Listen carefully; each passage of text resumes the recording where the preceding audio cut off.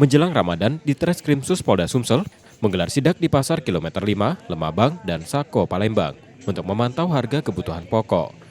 Hasilnya harga beras, minyak goreng, gula, dan telur masih normal, meski beras premium naik tipis menjadi Rp15.000 per kilogram.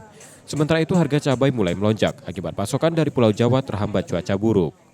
Sebentar lagi akan menjelang ibadah puasa, bulan suci Ramadan, makanya kami bersama jajaran melakukan sidak. Dalam hari ini sidak untuk melihat sejauh mana harga-harga komoditi pangan masyarakat yang dibutuhkan. Baik itu beras, tadi kita sudah saksikan sendiri, kemudian juga minyak goreng, kemudian gula.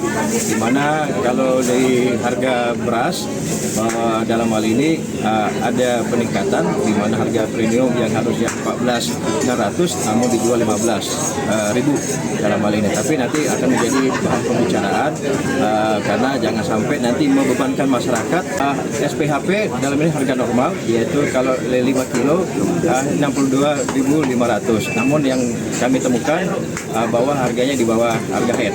Untuk harga yang lain sampai saat ini masih dalam batas normal, namun tetap kita sekali lagi kami pantau secara bersama-sama.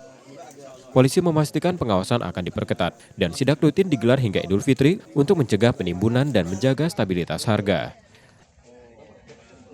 Reski Oktora, Muklas Diferensial, Kompas TV, Palembang, Sumatera Selatan.